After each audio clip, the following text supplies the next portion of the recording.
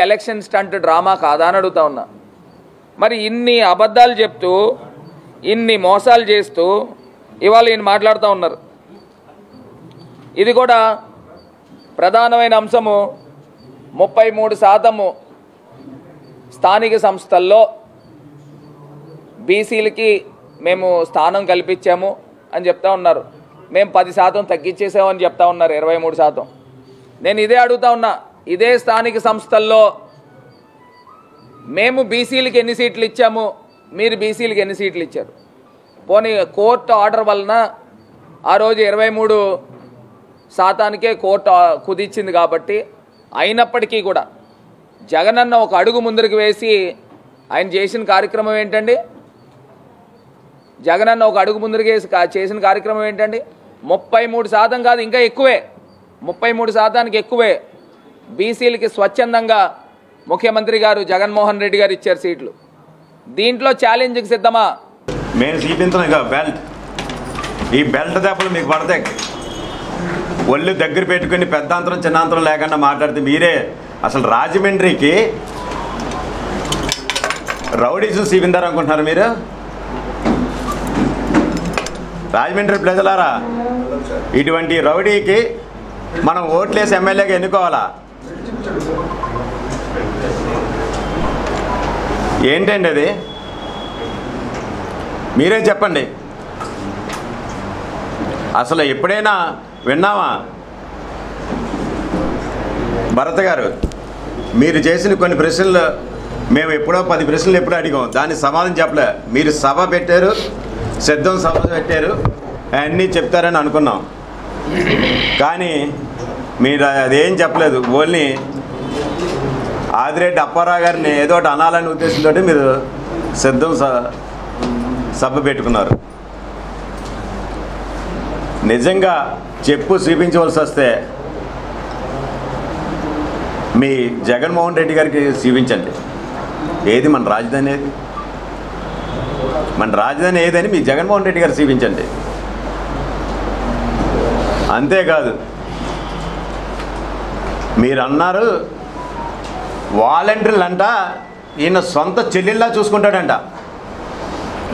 అమ్మ, వాలంటీర్లని మీ నాయకుడు చెల్లెల్ని గతి లేక వాళ్ళు ఏం చేస్తున్నారో చూసాక మీ నాయకుడే ఆ చెల్లెల్ని చూసుకోలేదు. ఒక చెల్లి ఒక పక్క, ఒక చెల్లి ఒక పక్క వాయిస్తున్నారు సొంత చెల్లెలకే. ఈయన మార్గాన్ని భరతరామ్ గారంట వాలంటీర్ని నా సొంత చెల్లెలుగా చూసుకుంటారంట. చూసుకొని ఆయన మాకు ఆనందం. ఎందుకంటే నువ్వు దోచేసిన డబ్బును చూసావా, వాళ్ళకి వాటేవి, నువ్వు ఇచ్చిన జీతాలు ఆయన సరిపోవట్లేదు. నీ సొంత చెల్లెలా నీకు వచ్చిన వాట వాళ్ళకి ఇయ్యమ్మా సార్ ఎంపీ గారు. లేకపోతే నేను పుట్టడంతో వజ్రంగిరెడ్డితో పుట్టాను, నేను చాలా ఆస్తిపరుణ్ణి, మేము జమీందార్ వంశం అంటున్నా కదా, మరి నీ సొంత ఆస్తే నీవమ్మా. సొంత చెల్లెలు నీకు ఇప్పుడు గుర్తొచ్చారా? ఇక 3 నెల రోజులు కూడా లేదు ఎలక్షను. ఇప్పుడు 4.5 సంవత్సరాల వరకు నీకు చెల్లెళ్ళు ఎవరో గుర్తు రాలేదా? నీ నటనంతా ప్రజలు గమనిస్తున్నారు. అంత అమాయకులేం కాదు, చూసి నవ్వుకుంటున్నారు నువ్వు చేసే వ్యాసాలు చూసి. నీ డెవలప్మెంటు గురించి చెప్తున్నా. దీన్ని నువ్వు వచ్చిన తర్వాత నిన్న ఏదో చెప్పావు కదా, శాంతియుత రాజమండ్రి కావాలంటే మళ్ళీ భరత్ కావాలంట. శాంతియుత రాజమండ్రి ఉందా? నువ్వు వచ్చిన తర్వాతేగా. ఆదిరెడ్డి ఫ్యామిలీ ఉన్నప్పుడు వాళ్ళు పదవులు అనుభవించినప్పుడు, పార్టీలో ఉన్నప్పుడు ఎప్పుడైనా సరే రాజమండ్రిలో బ్లేడ్ బ్యాచ్ కానీ గంజాయి బ్యాచ్ గురించి కానీ విన్నామా? ఈ 4.5 సంవత్సరాల నుంచి మితిమీరిపోయి అచ్చులు కూడా చేసేస్తున్నారు బ్లేడ్ బ్యాచ్.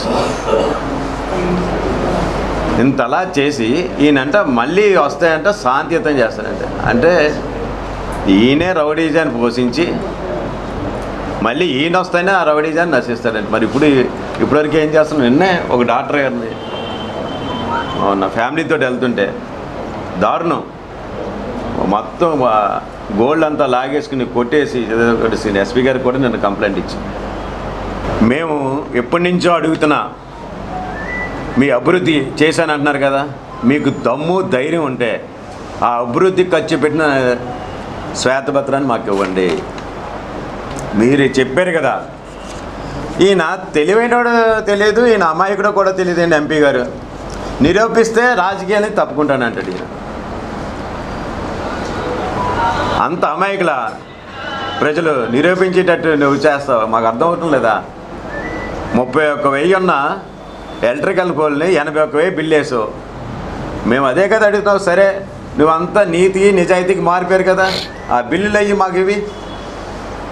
నువ్వు ఎంత ఖర్చు పెట్టావు ఆ లెక్కలు మాకు చూపించు, నువ్వు నీతిగా నిజాయితీపరుడు అయితే.